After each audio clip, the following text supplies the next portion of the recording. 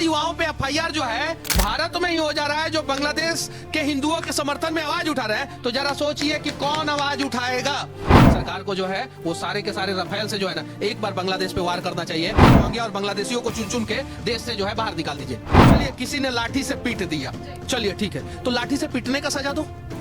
सरकार दिखाना चाहती है कि हिंदू सिर्फ और सिर्फ मुद्दा बनो, सड़कों पे मत उतरो, आवाज मत उठाओ, सिर्फ तुम्हारी बात की जाएगी, तुम्हारे लिए, तुम्हारी रक्षा के लिए कोई नहीं आएगा। मैं समर्थन नहीं कर रहा हूं और ना ही मैं विरोध कर रहा हूं। मैं कह रहा हूं कि रोहिंग्या को भारत से भगा देना चाहिए। और अगर आर्मी ने बॉर्डर पे जो है इन लोगों को गोली नहीं मारा, भारत की सरकार ने इन लोगों के खिलाफ एक्शन नहीं लिया, और जहां पे रोहिंग्या रह रहे हैं वहां पे वहां की पुलिस ने, लोकल प्रशासन ने, लोकल नगर निगम ने एक्शन नहीं लिया, तो इन युवाओं ने जो किया वो सही है। युवाओं का समर्थन कर रहे हैं, आप पे भी टीका टिप्पणी होगी, आप पे भी सवाल होगा। देखिए, हम माफी मांगना चाहते हैं, हम अपना शब्द को वापस भी ले रहे हैं। जो घटना हुआ था तमिलनाडु में, उस घटना पे मैं जेल गया था, सबको पता था सच्चाई क्या है। अगर तमिलनाडु के त्रिपुर में बिहार के मजदूर एक दिन के लिए वहाँ पे बंद कर दिए होते, एक दिन के लिए, तमिलनाडु की सरकार झुक जाती और मनीष कश्यप 9 महीना जेल नहीं रहता, 9 दिन के अंदर जेल से बाहर रहता। और संवैधानिक तरीके से भी मदद करने में डर लग रहा है। क्यों? आपको क्यों? क्या पता सरकार बोल दे कि तुमने वीडियो में ये बात बोला है, उन युवाओं का मनोबल बढ़ गया, तुमको भी जेल में ठूसेंगे, तब क्या करेंगे? स्वच्छ राजनीति अगर कोई करेगा तो उसका हम लोग सपोर्ट करेंगे, अगर जो गलत करेगा तो उसका विरोध करेंगे। पुलिस जो है गिरफ्तार करे, इन्हें जेल में डाले या बांग्लादेश और म्यांमार भगा दे।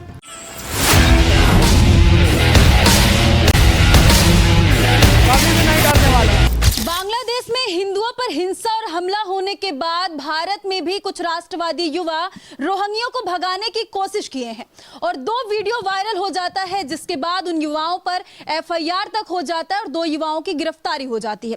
इसी पर बात करने के लिए इस वक्त हमारे साथ मनीष कश्यप है। मेरा आपसे पहला सवाल, क्या रोहिंग्याओं को भारत से भगाना गलत है? रोहिंग्या को तो भारत से भगा देना चाहिए। हिंदुस्तान अखबार का जो डिजिटल डेस्क है उसने यूट्यूब पे वीडियो डाला है कि दिल्ली के शास्त्री पार्क में जो घटना घटी है वहां पे कुछ युवा और रोहिंग्या के साथ जो है बदतमीजी कर रहे हैं, रोहिंग्या को जो है भगाने का प्रयास कर रहे हैं। ये हिंदुस्तान अखबार का है, डिजिटल डेस्क का है। अब जरा बताइए, हिंदुस्तान अखबार खुद कह रहा है कि वो जो लोग हैं जो रह रहे हैं इलीगल तरीके से, वो रोहिंग्या हैं। और भारत में अगर रोहिंग्या रह रहा है उसको जो है भारत के राष्ट्रवादी युवा जो ऐसे भी उनको भगा देना चाहिए। और राष्ट्रवादी युवा भगाने जा रहे हैं तो उनके ऊपर एफआईआर कौन करा रहा है? एएमआईएम के जो है दिल्ली के जो है सदस्य कार्यकर्ता जो है वो करा रहे हैं। लेकिन इसके पहले बांग्लादेश में हिंदुओं के साथ हिंसा हुआ है, उस पे इन लोगों ने एक शब्द नहीं कहा। ये तो दिल्ली की शास्त्री नगर पार्क की घटना हो गई।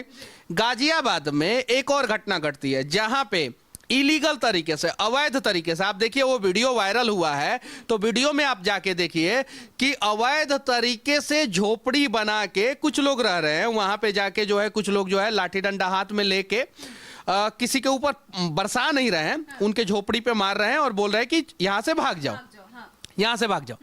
एक तो जो काम है एमसीडी का या जीडीए का, गाजियाबाद डेवलपमेंट अथॉरिटी का जो काम है, वो काम तो युवा कर रहे हैं कि भाई अवैध तरीके से तुम कैसे रह रहे हो, यहां से भागो। उन युवाओं पे एफआईआर, और उन युवाओं पे एफआईआर हो जाता है।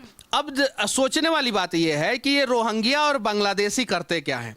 आपके शहर में कहीं भी अवैध तरीके से झोपड़ी बना लेते हैं और झोपड़ी बनाने के बाद जिस जगह पे रहते हैं उस जगह के आसपास के सारे कॉलोनी में चोरी की घटनाएं बढ़ जाती है।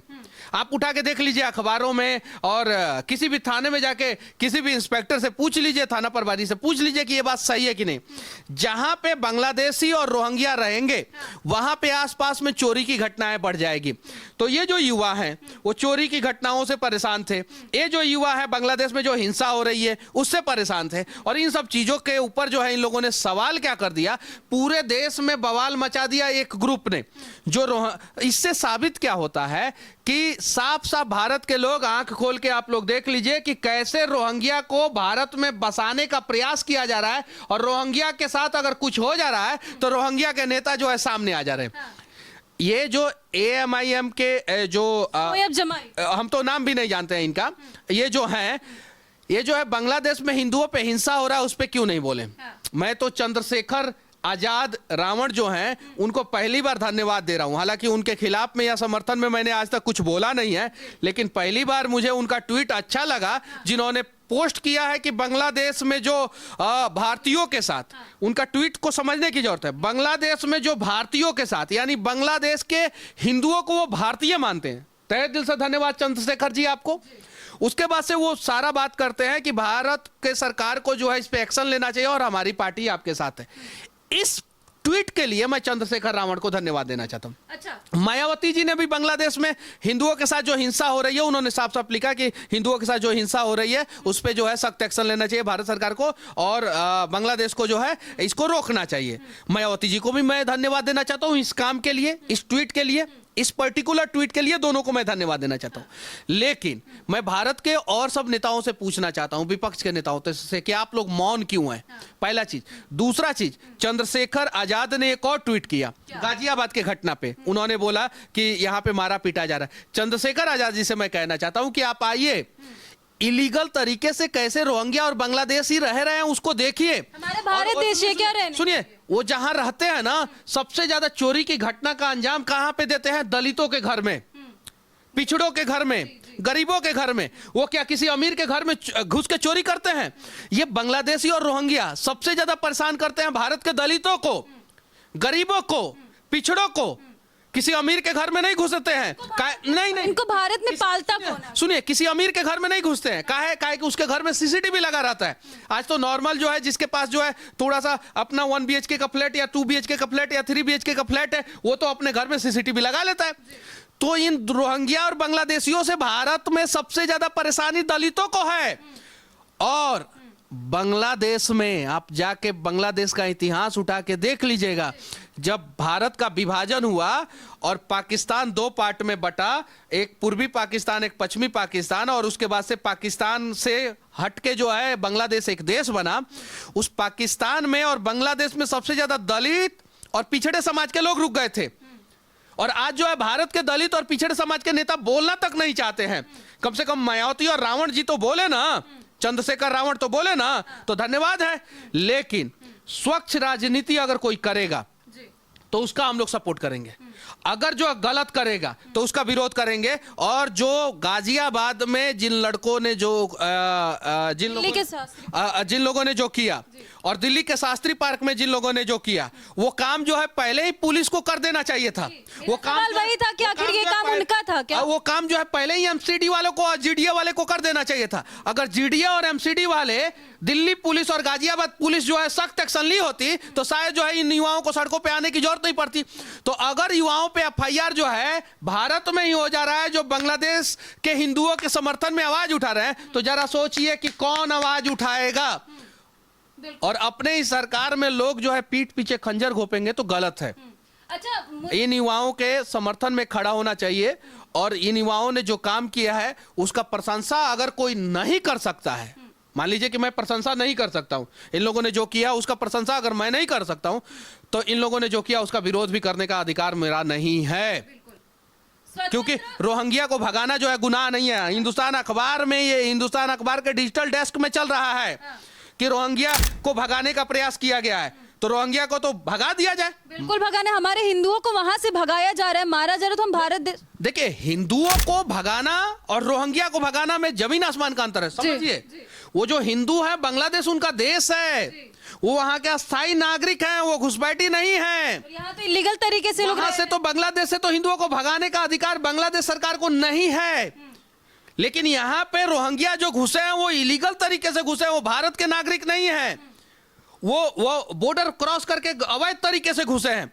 इनको तो भारतीय सेना को तो पहले तो बॉर्डर पे भारतीय सेना जो है इन सारे रोहिंग्या को और बांग्लादेशी जो घुस रहे हैं भारत में उनको ठोक देना चाहिए, पहला काम।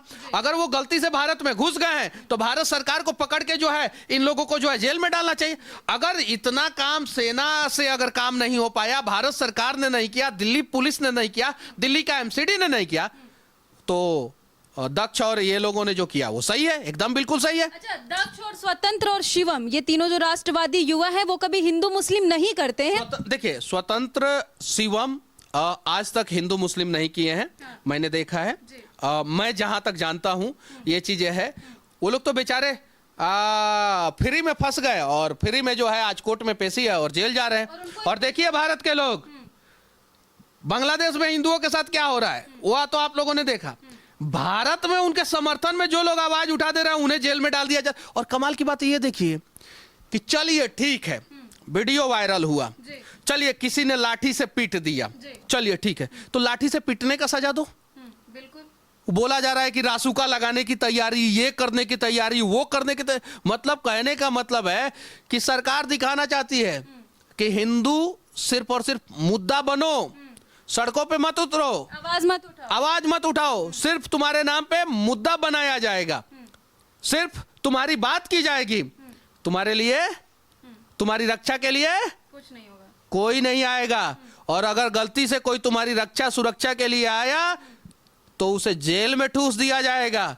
और जेल में इस तरीके से ठूसा जाएगा कि अगली बार कोई भी जो है हिंदू हित की बात करने से पहले 10 बार सोचेगा। मनीष जी, आप इन युवाओं का समर्थन कर रहे हैं, आप पे भी टीका टिप्पणी होगी, आप पे भी सवाल होगा। देखिए, मैं समर्थन नहीं कर रहा हूं और ना ही मैं विरोध कर रहा हूं। मैं कह रहा हूं कि रोहिंग्या को भारत से भगा देना चाहिए। और अगर आर्मी ने बॉर्डर पे जो है इन लोगों को गोली नहीं मारा, भारत की सरकार ने इन लोगों के खिलाफ एक्शन नहीं लिया, और जहां पे रोहिंग्या रह रहे हैं वहां पे वहां की पुलिस ने, लोकल प्रशासन ने, लोकल नगर निगम ने एक्शन नहीं लिया, तो इन युवाओं ने जो किया वो सही है।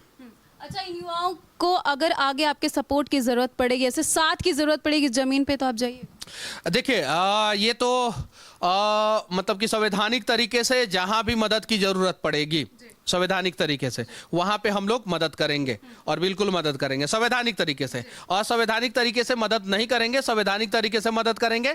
और संवैधानिक तरीके से भी मदद करने में डर लग रहा है। क्यों, आपको क्यों? क्या पता सरकार बोल दे कि तुमने वीडियो में ये बात बोला है, उन युवाओं का मनोबल बढ़ गया, तुमको भी जेल में ठूसेंगे, तब क्या करेंगे? आपको तो टारगेट बहुत पहले से किया जाता है। तो हम माफी मांगना चाहते हैं, हम अपना शब्द को वापस भी ले रहे हैं। भाई, अब सरकार आप ही बताइए कि रोहिंग्या और बांग्लादेशियों के साथ क्या किया जाए। एक आखिरी सवाल, सरकार ही बता दे ना कि रोहिंग्या और बांग्लादेशियों के साथ क्या होना चाहिए। भगाना चाहिए साफ तौर पर। मनीष जी, एक आखिरी सवाल कि क्या राष्ट्रवादी युवाओं को ऐसे जेल में डाल डाल के आवाज दबाने की कोशिश की जा रही है, सही है? बिल्कुल बिल्कुल। ये जो टूल किट्स है, ये जो लोग हैं रोहिंग्या के समर्थक हैं, बांग्लादेशी के समर्थक हैं, ये जो है हर चीज पे लीगल एक्शन लेते हैं, हर चीज पे लीगल एक्शन लेते हैं। और जिसके खिलाफ लीगल एक्शन लेते हैं वो अक्सर राष्ट्रवादी होता है, वो राष्ट्र की बात करता है, देश की बात करता है, वो सब की बात करता है, उसके खिलाफ ये लोग लीगल एक्शन ले लेते हैं। अब अगर एक व्यक्ति के साथ गलत होता है, वो टूट जाता है। आप बताइए कि मजदूर के लिए मैंने आवाज उठाया था, आपने तमिलनाडु प्रकरण में मैं जेल गया था, उसके बाद से बिहार में कितने लोगों ने मजदूर के लिए वीडियो बनाया? क्या आपको पता है कि पंजाब में फरमान जारी किया गया है कि 9 बजे के बाद जो है, जैसा कि मैंने सोशल मीडिया पे और अखबार में जो है मैंने देखा और पढ़ा कि 9 बजे के बाद कोई भी बिहारी मजदूर जो है या कोई भी बिहारी जो है वो घर से बाहर नहीं निकलेगा रात में, कोई भी बिहारी जो है वो गुटखा नहीं खाएगा। सार्वजनिक स्थल पे ये फरमान जारी किया गया है। बिहार में जो है खबर भी नहीं बना, किसी ने खबर को कवरेज भी नहीं किया, मुख्यमंत्री साहब या कोई किसी पे इस पे प्रतिक्रिया भी नहीं दिए कि 9 बजे के बाद भाई बिहारी क्यों नहीं निकल सकता है, सब लोग निकलेंगे, बिहारी क्यों नहीं निकलेगा। ये चीज है, किसी ने बनाया भी नहीं। और डर के मारे हम लोगों को भी डर लग रहा है कि बिहार के मजदूरों के बारे में बोलेंगे और जेल चले जाएंगे। और सच्चाई ये है कि सोशल मीडिया पे तो आवाज उठाया जाएगा, बिहार के लोग तो आवाज उठाएंगे, लेकिन जिन मजदूरों के लिए आवाज उठाया है ना, वो एक दिन अपनी कंपनी बंद तक नहीं करेंगे। जो घटना हुआ था तमिलनाडु में, उस घटना पे मैं जेल गया था, सबको पता था सच्चाई क्या है। अगर तमिलनाडु के त्रिपुर में बिहार के मजदूर एक दिन के लिए वहां पे बंद कर दिए होते, एक दिन के लिए, कि हम नहीं, एक दिन मजदूर नहीं करेंगे, एक दिन हम काम नहीं करेंगे, तमिलनाडु की सरकार झुक जाती और मनीष कश्यप 9 महीना जेल नहीं रहता, 9 दिन के अंदर जेल से बाहर रहता। ये सच्चाई है भाई। और अब जो है लोग कहते हैं कि बदल गया मनीष, बदल गया मनीष। अब कल को जो है दक्ष को कहेंगे बदल गया, स्वतंत्र को कहेंगे बदल गया। अरे कैसे बदल गया शिवम, कैसे बदल गया भाई? वो दुनिया को देख लिया, परेशान हो गया, पीड़ित हो गया, उसको पता चल गया कि कौन समर्थन करता है, कौन विरोध करता है, वो सारी सच्चाई पता चल गई। उसके बाद से जो है उसने अपना रास्ता बदला, वो बदला नहीं, उसने अपना रास्ता बदल दिया, उसने अपना तरीका बदल दिया। अब बताइए मैं क्यों जो है, मैं दावे के साथ क्यों ये बात कहूं? मैं तो ये कहूंगा कि भाई सोशल मीडिया पे देखा, अखबारों में देखा, मैं इस वजह से मैं ये बातें कर रहा हूं। तो ये सच्चाई है। तो जो लोग सत्य का साथ दे रहे हैं, जो लोग देश का साथ दे रहे हैं, जो लोग अपने क्षेत्र से रोहिंग्या और बांग्लादेशी को भगा रहे हैं, उनके साथ मनीष कश्यप खड़ा है। और मुझे पता है कि इस देश के जिस भी कोने में रोहिंग्या और बांग्लादेशी रहते हैं, जिस भी कोने में, उस कोने के लोगों को ये इसकी पूरी जानकारी है। आप लोग जो है लाठी डंडे के साथ नहीं, आप लोग जाइए अपने गांव से, अपने कॉलोनी से, अपने शहर से जो है 200-400 लोगों को लेके जाइए, पुलिस को लेके जाइए और उन रोहिंग्या और बांग्लादेशियों से कहिए कि पुलिस जो है गिरफ्तार करे, इन्हें जेल में डाले या बांग्लादेश और म्यांमार भगा दे। इस तरीके से कीजिए और उसके बाद से देखिए, मैं दावे के साथ कहता हूं कि 30 दिन के अंदर अंदर भारत जो है बांग्लादेशी और रोहिंग्या से खाली हो जाएगा। और भारत की एक सबसे बड़ी समस्या, इन लोगों की वजह से अपराध की घटनाएं बढ़ जाती है भारत में। पता है, किसी का रेप कर देते हैं, किसी के दुकान में शटर काट के जो है पूरा मोबाइल चोरी कर लेते हैं, गहना चोरी कर लेते हैं, पूरा मतलब कि उस एरिया को जो है असुरक्षित कर देते हैं। अगर एक शहर में 50 रोहिंग्या या बांग्लादेशी आ गए तो वो 50 एक साथ नहीं रहते हैं। वो शहर का 4 कोना अलग अलग करेंगे, पकड़ेंगे। 10 की संख्या में रहेंगे, 15 की संख्या में रहेंगे, 12 की संख्या में रहेंगे या 20 की संख्या में रहेंगे। उससे ज्यादा नहीं रहना चाहते हैं एक साथ, और अलग अलग कोने में रहेंगे। और उसके बाद से उनके पास तो नौकरी है नहीं, अभी तो डॉक्यूमेंट्स है नहीं, तो वो अपना रोजी रोटी कैसे चलाएंगे? चोरी करके नहीं, सिग्नल पे भीख मांगेंगे। पहला काम सिग्नल पे भीख मांगेंगे दिन में, और दूसरा काम रात में चोरी करेंगे। ठीक है, अभी दिल्ली में जाके देखिए, सिग्नल पे भीख मांगने वाले जितने भिखारी हैं उसमें से 80% बांग्लादेशी और रोहिंग्या हैं। 80% बांग्लादेशी और रोहिंग्या। लेकिन उसमें आप नोटिस कीजिएगा कि वो जो भीख मांग रहे हैं वो ज्यादातर छोटे बच्चे हैं, ज्यादातर छोटे बच्चे। और जो बड़े लोग भीख मांग रहे हैं वो बोलते नहीं हैं, वो सिर्फ और सिर्फ देना देना या ऐसे कुछ करते हैं, वो ज्यादा वर्ड नहीं बोलते हैं। और छोटे बच्चे इसलिए बोल लेते हैं कि वो तो छोटे बच्चे हैं, उनसे कोई सवाल जवाब नहीं, वो तो 2 साल 3 साल यहाँ पे रह गए हैं, तो वो यहाँ का भाषा सीख लिए हैं। और जो बड़े लोग हैं वो यहाँ का भाषा इजिली नहीं बोल पाते हैं, इसलिए वो लोग छोटे लोग से भीख मंगवाते हैं। उनका एडमिशन सरकारी स्कूल में नहीं हो पाएगा क्योंकि उनके पास अभी डॉक्यूमेंट्स नहीं है, इसलिए भीख मंगवाते हैं। तो 80% जो है ये लोग जो है वो बांग्लादेशी और रोहिंग्या है। और उन लोगों को अगर किसी चौराहे पे खड़ा होकर कह दिया जाए कि भागो यहाँ से, क्यों भीख मांग रहे हो, तो कल को जो है ये ओवैसी के पार्टी के जो लोग हैं वो लोग जो है आके FIR करा देंगे कि कैसे आप ऐसा कह सकते हैं। और FIR कराएंगे, FIR से कुछ होगा कि नहीं होगा, लेकिन आप परेशान जरूर हो जाइएगा और आपके समर्थन में कोई नहीं आएगा। तो देखिए, रोहिंग्या को भगाने का जो हिंदूवादी राष्ट्रवादी युवाओं ने काम किया है उसका खुलकर समर्थन मनीष कश्यप कर रहे हैं।